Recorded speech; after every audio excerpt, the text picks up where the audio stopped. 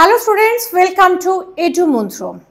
সামনে তোমাদের WBCS এর মেন্স পরীক্ষার ক্ষেত্রে তোমাদের কিন্তু মাথায় রাখতে হবে যে 5টা যে ডেসক্রিপটিভের বিষয় রয়েছে এই বিষয়গুলির উপর আরো মনোযোগ দিয়ে তোমাদের পড়াশোনা করতে হবে। তো তোমরা জানো আমরা সলিউশনসগুলো দিচ্ছিলাম এবং WBCS এর এখানে আমরা মেন্সের সলিউশন দিয়েছিলাম 2021, অর্থাৎ 2021-এ যে কোশ্চেন্সগুলো এসেছিল তার উপরে আমরা একটা সলিউশন করছিলাম।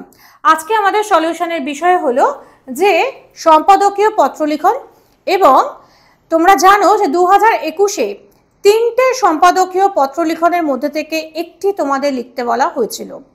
তার উপরে যে বিষয়গুলি ছিল তার মধ্যে একটি ছিল সাম্প্রতিক বিজ্ঞাপনের ভাষা। অর্থাৎ এখন বর্তমানে কি করা হচ্ছে যে বিজ্ঞাপন সর্বস্ব যুগ আমাদের। এই বিজ্ঞাপন সর্বস্ব যুগে বিজ্ঞাপনই সবকিছু। আমরা বিজ্ঞাপন দেখে পণ্য কিনি, বিজ্ঞাপন দেখে জিনিসের গুণ বিচার করি, এমনকি বিজ্ঞাপন যত বেশি সেই জিনিসের বিক্রিও তত বেশি।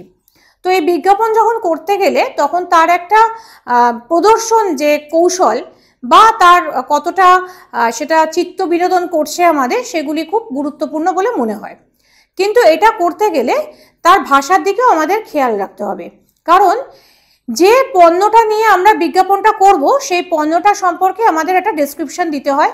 সেটা সহজ সরল বা চিত্তাকর্ষক হলে সেই জিনিসটা লোকে বেশি কিনবে বা লোকে পছন্দ করবে। কিন্তু তার ভাষা যদি খারাপ হয় বা প্রদর্শন কৌশল যদি খারাপ হয়, তখন সেক্ষেত্রে সে জিনিসটা দর্শকের কাছে বা যারা কিনবে বলে মনে করছে তাদের কাছে সেটা খুব একটা গ্রহণযোগ্যতা নাও পেতে পারে, অথবা যদি গ্রহণযোগ্যতা পায়ও তখনও সেখানে দেখতে হবে যে অনেক ক্ষেত্রে তার একটা নেগেটিভ বা একটা নেতিবাচক প্রভাব পড়তে পারে। এই দিকগুলো দেখে তবেই কিন্তু বিজ্ঞাপনকে আমাদের উপস্থিত করতে হবে। এই বিষয়টি তোমাদের এখানে তুলে ধরতে হবে, কারণ আমাদের এখানে কিন্তু বিজ্ঞাপনের প্রভাব বলেনি। দেখো খেয়াল করো, যেখানে বলেছে কি সাম্প্রতিক বিজ্ঞাপনের ভাষা, অর্থাৎ বিজ্ঞাপনের একটা সাইটকে আমাদের দেখাতে বলা হয়েছে, যে সাইটটা হলো যে আধুনিক বিজ্ঞাপন। সেই বিজ্ঞাপনের ভাষার উপরে আমাদের একটা সম্পাদকীয় পত্র লিখতে হবে, এবং সম্পাদকীয় পত্র লেখার সময় আমাদের কতগুলো জিনিস খেয়াল রাখতে হবে। এক হচ্ছে সম্পাদকীয় পত্রতে নিজের নাম বা কোনো খবরের কাগজের নাম লেখা যাবে না। অপত্রিকা, পত্রিকা, এ পত্রিকা, বি পত্রিকা, এক্স পত্রিকা, ওয়াই পত্রিকা এরকম লিখতে হবে।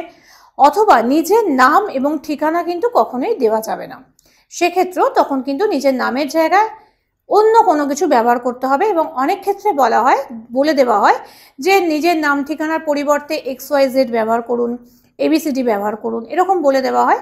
যদি এরকম কিছু বলে দেওয়া হয় সেটা ব্যবহার করবে, আর যদি এরকম কিছু বলে না দেওয়া হয় তাহলে সেক্ষেত্রেও কিন্তু নিজের নাম অথবা ঠিকানা ব্যবহার করবে না। চলো আমরা চলে আসি আজকের সম্পাদকীয় পত্রতে। সাম্প্রতিক বিজ্ঞাপনের ভাষা। মাননীয় সম্পাদক মহাশয় সমীপেষু অপত্রিকা আসরণী কলকাতা। অর্থাৎ এখানে কিন্তু আমি কোনো বিজ্ঞাপনের বিষয়টা লেখার সময় আমরা কিন্তু পত্রিকার নাম উচ্চারণ করিনি, এবং সেটা কোথায় সেটা সরণিটাও আমরা আসরণী বলে দিয়েছি, এবং শুধু কলকাতা বলে দিয়েছি। কলকাতা কত সেটা আমরা বলিনি।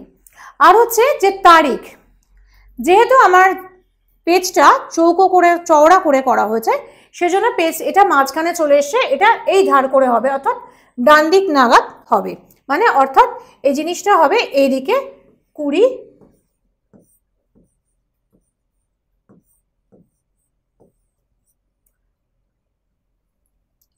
যখনই লিখবে তখন হয় এইভাবে লিখতে পারো, তা নাহলে 20 জুন 2024 বা যে তারিখে পরীক্ষাটা হবে সেই দিনের কথাটাই তোমাদের কিন্তু সেই তারিখটা তোমাদের দিতে হবে। তার ব্যাক ডেট বা পরের ডেট দিলে কিন্তু হবে না। যে দিনে তুমি পরীক্ষাটা দিচ্ছ সেই পরীক্ষার দিনকেই কথাটাই তোমাকে লিখতে হবে। এভাবেও লিখতে পারো, অথবা 20 জুন 2024 এভাবেও লেখা যেতে পারে।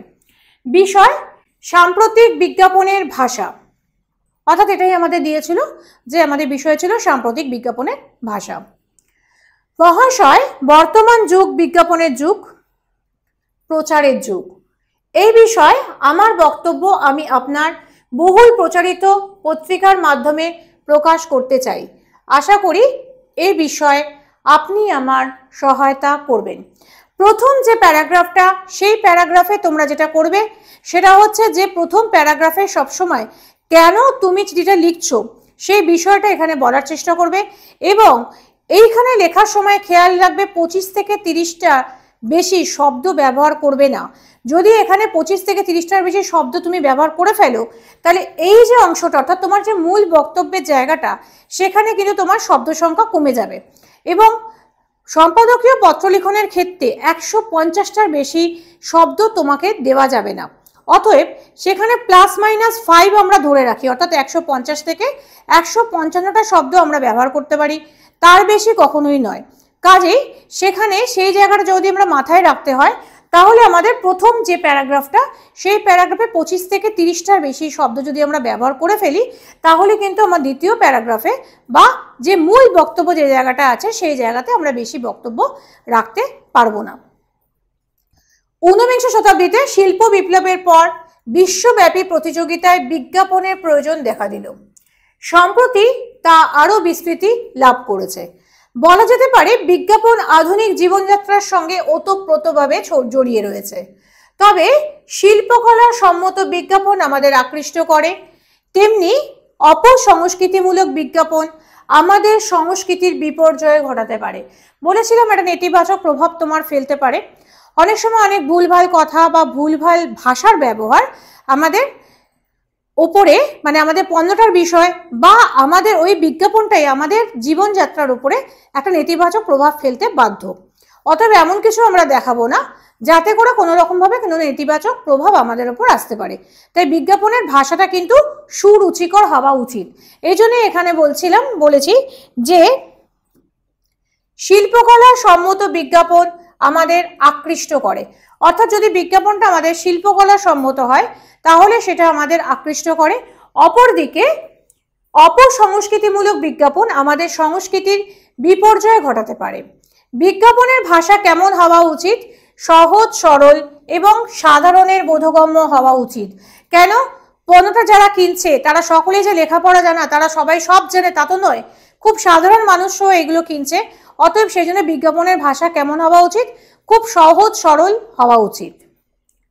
আর হচ্ছে কি, বিজ্ঞাপনের ভাষায় কোনোরূপ অপসংস্কৃতির প্রভাব থাকা উচিত নয়। কিন্তু বেশ কিছু অসাধু ব্যবসায়ী সমাজে অপসংস্কৃতির প্রসার ঘটাতে বিজ্ঞাপনকে ব্যবহার করছে। কখনো কুরুচিকর ছবি বা বক্তব্যের দ্বারা অপরিণত বুদ্ধি ক্রেতাদের মনোরঞ্জন করার চেষ্টা করা হয়, অথবা অশ্লীলতার দায় বিজ্ঞাপনটি তার গ্রহণযোগ্যতা হারায়।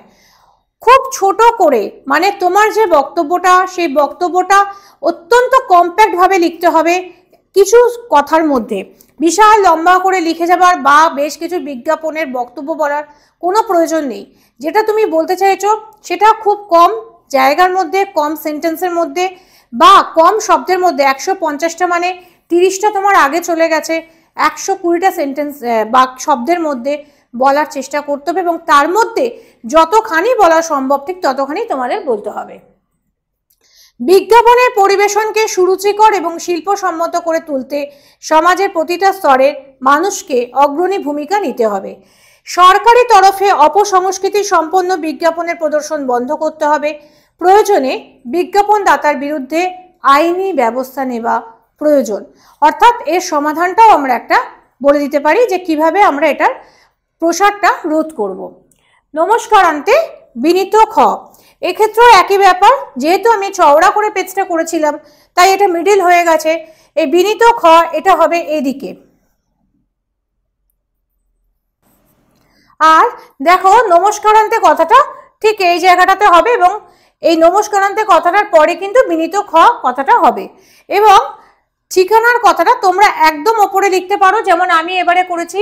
চিঠির একদম ওপরে আমি স্থানটা লিখে দিয়েছি ক। আর যদি তোমরা মনে করো যে ওপরে লিখবে না তাহলে সেক্ষেত্রে একদম নিচে এই বিনীত ক্ষয় তারপরে এই বাঁদিক ঘেঁষে তোমরা এটা লিখতে পারো। আজকে এইটুকুনি। যদি আমার ভিডিও তোমাদের ভালো লাগে তাহলে অবশ্যই লাইক করো, বন্ধুদের মধ্যে শেয়ার করো এবং যে কোনো কোয়ারিজ বা যে কোনো প্রশ্ন থাকলে অবশ্যই কমেন্ট করে আমাকে জানাও। আর আরও বেশি ভিডিও পাওয়ার জন্য তোমরা অবশ্যই এডুমন্ত্র চ্যানেলটিকে সাবস্ক্রাইব করতে ভুলো না। আজকের জন্য এইটুকুনি, ফিরে আসবো আবার অন্য কোনো বিষয় নিয়ে খুব শিগগিরই।